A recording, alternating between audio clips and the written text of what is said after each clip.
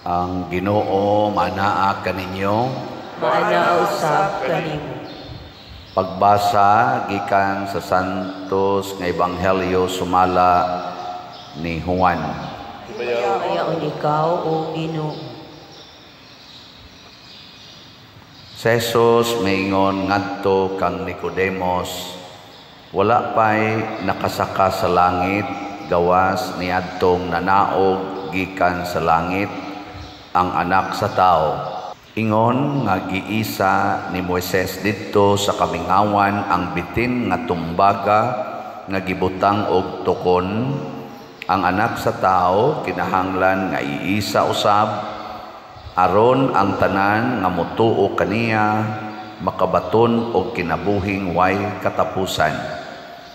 Kay gihigugma pag-ayo sa Dios ang kalibutan og tungod niini gihatag niya ang iyang bugtong anak aron ang tanan nga motuo kaniya dili mamatay kundili makabaton hinuon sa kinabuhing dayon. Kay wala ipadala sa Dios ang iyang anak nganhi sa kalibutan aron pagsilot kundili aron pagluwas niini. Ang Ebanghelyo sa Ginoo. Daytoy ikaw o Kristo.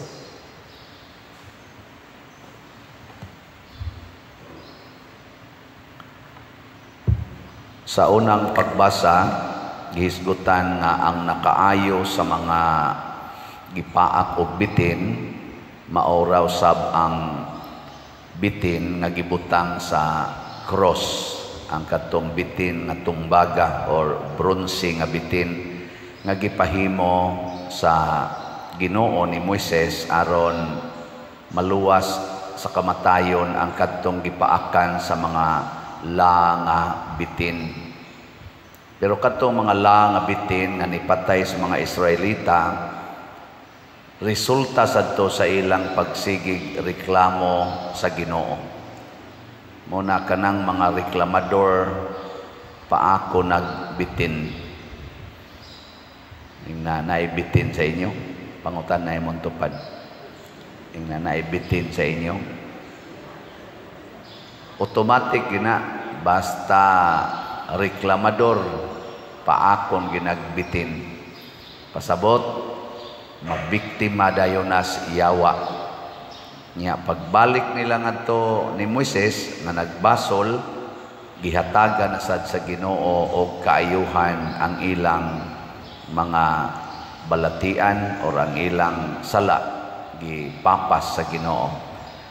Mo nang pag-anhi na ni Kristo sa kalibutan matud pa sa ikaduhang pagbasa, iyang gihimo ang iyang kaugalingon nga sulugoon. Kuan kay no kanang lisod ba nato i-reconcile nga ang Ginoo nga maoy nagbuhat nato, maoy nagbuot sa tanan, may kabuot o way kabuot, siya'y nagbuot.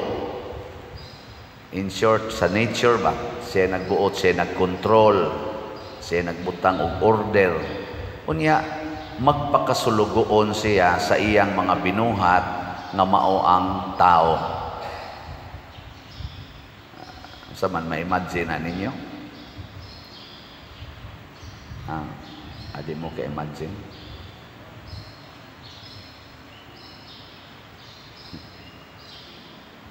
Tuwa mo mong tingo. Ganahan mo, mahimo ninyong sulugoon ang Ginoo? Kinsa dinhi ang gusto nga ang Ginoo imong himuong sulugoon ta sa kamot? Wa. Pero ang Ginoo mo inipili nga mahimo siyang sulugoon. Nya kamo di lang mo muisa sa inyong kamot pero actually kusog kitang manugo sa Ginoo. Nakaron nagsimba mo dinhi, Ginoo maka-eskwela unta akong mga anak, Ginoo naauntay higayon nga makatrabaho ko, maayot ako sa akong sakit. Lamdagi ang utok aning akong mga anak, kining akong bana, kining akong asawa, kining akong silingan. Pulos gyud nato panugo sa Ginoo. Di ba? Mga hinugo kay tas Ginoo, pero di sad mo reklamo ang Ginoo kay nga naman iya sa nang choice nga mahimong sulugoon. Ang luoy lang kita kung magsigi tag panugo sa Ginoo. Ngilingay mong tupad ing nadili ka hinugo sa Ginoo. Pangutana. Ginoo, ayuha ko sa akong sakit. Ginoo, pataasan ning akong ilong. Ginoo, maka-abroad unta ko. Ginoo, mudaog ta ko aning eleksyon ros barangay. Ginoo, approve na unta ning among kulumbari. Ginoo, mahalin unta ning mga slots. Sige lang kitag panugo sa Ginoo. Unsa may gipaabot sa Ginoo nga maliwat unta taniya, sundon unta nato siya, dili kay atong suguon. Pasabot matag usa nato magpakasulugoon sadta sa atong Ginoo ug sa atong isig katawo. Sige, katulong lingi sa imong tupad ing na sugod karon pwede na ko nimong suguon. Sige, ing na sugod karon pwede na ko nimong suguon. Dili sayon mahimutang sulugoon. Ngano man paantuson ta sa nagsugo nato. Kanang atong amo kusog kay namo paantos. Muna si Kristo gipaantos sa kalibutan nga iyang gihimong amo. Gilansang siya sa cross, gipatay siya.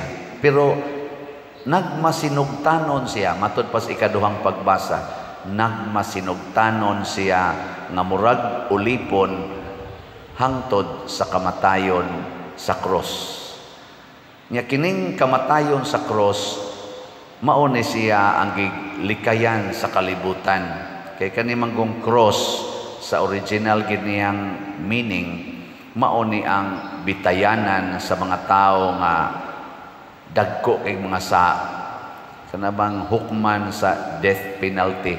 Ang usaan na ilang pamaagi bitayon sa cross aron dugay siyang mamatay unya makita sa ubang mga kriminal unsa di kasakit ang silot sa taong buangon, mao nang mutagam sila, mao na anha sila bitayon sa publiko hangtod mamatay.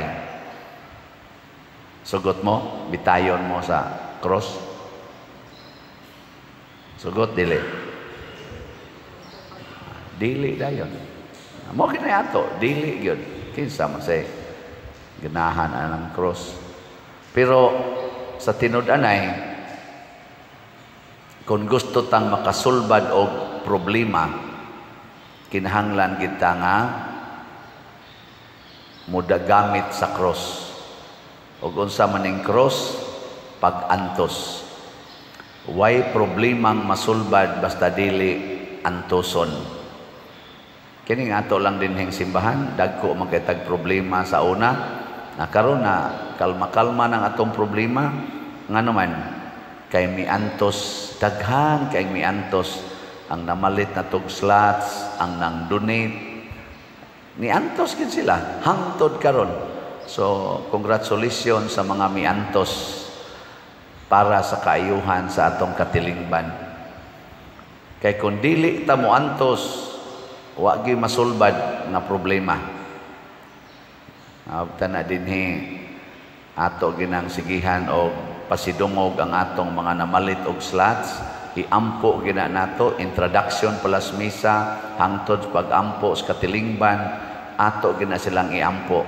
Nga naman, pagkanindot aning niantos o palit og slot, na apagani niingon ako, pader, nasakpan ko sa akong bana, kaya di man gina siya gustong mo palit kog slot nimo. Nasakpan ko, iyang iya ko nung erase ko no sa iyang bana ang tanan ko no akong contact numbers dito sa ilang cellphone. Perti ko no niyang paningkamot nga makitaan sa niyag balik.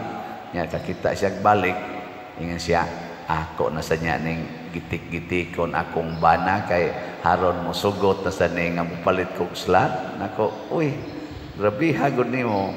imo ginang gibuhat nga ana bang murabag iya yung giantos ba nga nang makapalit kog slot bahala nagkontra kayo ning sa akong bana basig nang sa kanyang bana basig na suya siguro sa ka mo na akong giingnan ako sige iampo ti ka nga ang imo untang bana dili na gyud mo sugot nga mo palit kag slot dili tayo ako moingon nako iampo ti ka ug ang imong bana kay kahibaw jud ko nga sa iyang pag-antos nga haron lang gyud mo tabang simbahan bisag kontra pa siyang bana moabot gyud ang panahon nga malipay na siya kuyog sa iyang bana tungod aning gibuhat niya sa simbahan. Dinhi sa atong tubag sa Salmo nawa ko dahil sang i-report ninyo ang atong slot no mo ni produkto sa inyong pag-antos ang atong holy pads holiness, peace and divine salvation nga slots para sa National Retreat for Priests karong November 7 to 9 nahalina na ta niabot na og 23,406 ka slots atong pakpakan ang namalit niini hinay-hinay lang ginig irog 76,594 slots pa ang available hangyo ko ninyo mga buotang mga parishioners online o territorial parishioners nga ato ning paspasag palit kausa lang ta mo palit sa usak semana kitang tanan kutob sa mga buotan 100 bitaw ni per slot kay og mahurot na ni natog palit mobalik na sa tag focus para sa atong fundraising sa atong kumbento gihunong nato usa ang atong fundraising sa kumbento ni giveaway ta sa pagtabang nato niining Archdiocesan event ang kining ato parochial project man nya kay gihangyo man ta sa atong talahorong arsobispo pinaagi sa Cavite nga nagpadaga niining atong National Retreat for Priests nga mutabang mo nang atong gihunong ang ato dinhing parochial fundraising kay atong tabangan ang Archdiocesan fundraising activity para niining National Retreat for Priests. Antuso ni nato basin pa makahatag sad ni og kaluwasan natong tanan. So usbon ako balik ta sa atong prinsipyo ang pag-antos maogyoy makaluwas. Kining nahitabo sa atong kinabuhi matod pa diri sa atong tubag sa Salmo ayaw hikalimti ang mga buhat sa Ginoo. Ang gusto sa simbahan ining ato karong pagsaulog nga ayaw gyud kalimti ang pag-antos ug kamatayon ni Hesus alang sa atong kaluwasan mao na ni ang kinadak-ang buhat sa Ginoo. Ang nakaapan lang daghan kay gadibusyon aning Santa Cruz gani kita dinhi do na kitay barangay Santa Cruz ang ato gani mga kapilya pirmi ginang magparis Santa Cruz unya lain na sad nga patron mao sa nas among kapilya dito sa Kahugan ay San Roque Santa Cruz inahan sa kanunay panabang Santa Cruz Birhes Guadalupe Santa Cruz pero nangutan ako nganong Santa Cruz naa magina kanunay ang akong nakuha nga aning impresyon ba sa mga tubag sa Katigulangan panalipod batok sa dautan kakuha mo na murag mao ginay common concept panalipod batok sa dautan ngano man kay ang dautan mohatag natog kasakit maunay dakong sayop sa atong pagdebosyon sa Santa Cruz nga gihimo natong taming or anting-anting aron dili ta tagaag kadautan. Ang sakto gyud nga meaning sa pagdebosyon sa Santa Cruz nga makailaon ta nga kining kasakit sa kinabuhi nga di malikayan mao ni ang agianan sa kaluwasan basta atong dawaton nga way reklamo hangtod sa kamatayon. Di kita kalikay adang kasakit. Tanawa lang ng imong naong. Naong nimo ba? Tong batanon pa ka, lipay kay ka magtanaw sa imong naong, pero inigidad nimo 60 padung na nga res 80, maproblema gyud ka sa imong naong. Naong pa lang nadaan. Naa ginang kasakit kaning atong linaktan, kining atong tuhod. Sa batanon pa ka, dagandagan ambak-ambak aning hagdanan, kaya kayo. Karon nag-antos na gyud ka, mga arthritis, mga gout, maglisod na kagnaog. Di ba? So ayaw na lang og sige og pangayos Ginoo, wag tangan ni akong pag-antos, kupot anang cross kay para mawagtang ang pag-antos. Kupti ang cross aron mo ingon ka, kining akong pag-antos mauni ang akong kaluwasan. Sige, katapusang lingi sa imong tupad. Ingna kanang imong giantos ron, maunay makaluwas nimo. Sige, ingna. Mao ginay saktong meaning ang pag-antos. Mo na ingon si Ginoo ngadto ni Moises. Moises, patanawa sila aning bitin. Kay kanang bitin maoy naghatag nilag pag-antos, pero sa dihang ilang tutukan ang bitin nga hinimos Ginoo, meaning gitan-aw nila ang bitin sa Dios non nga paagi, maoy makaayo sa ilang pag-antos. Pasabot, dawaton ko ning akong pag-antos aron maluwas ko ani.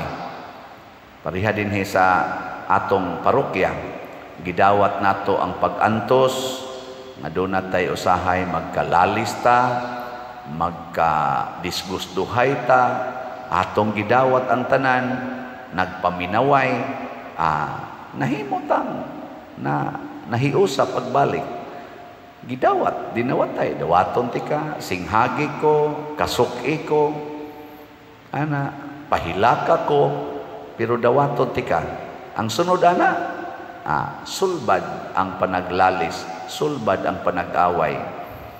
So atong iampo ng atong mga nanagan ros barangay position sa barangay elections, kamauuntang muantos, dili magsigig yaw-yaw, dili reklamador.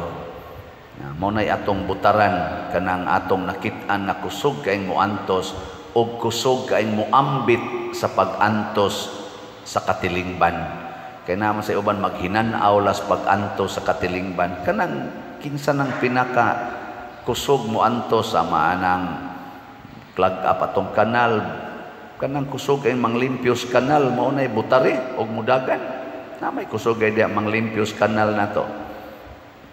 Wa mo kabantay na kanang kusog ay manglimpios kanal, mo na mudagan, mao na butari. Wa man mo siguro. Wa man sa tingali na mudagan. Kana ba magsigig ana diya sa kanal ba manglimpyo? Wa no, wasad mo. Mao na. Ay na lang mo butar. Bitaw, kanang kusog mo antos. Og niining atong gibuhat karon nga mga proyekto dinhi sa atong katilingban sa simbahan, gitagaan tag okasyon nga moambit sa mga pag-antos ug maluwas ang usa ka panginahanglan. Sa inyong pag-antos sa pagpamalit og slots, maluwas kining atong kumbento.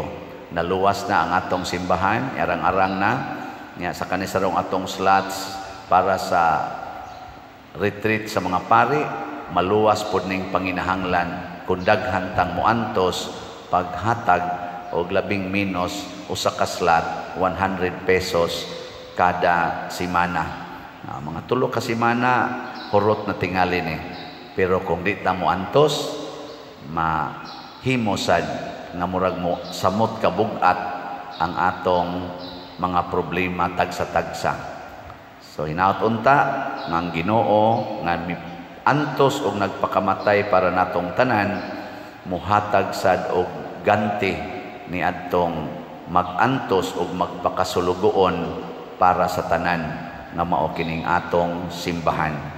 Manindog ta mga kusog mo antos.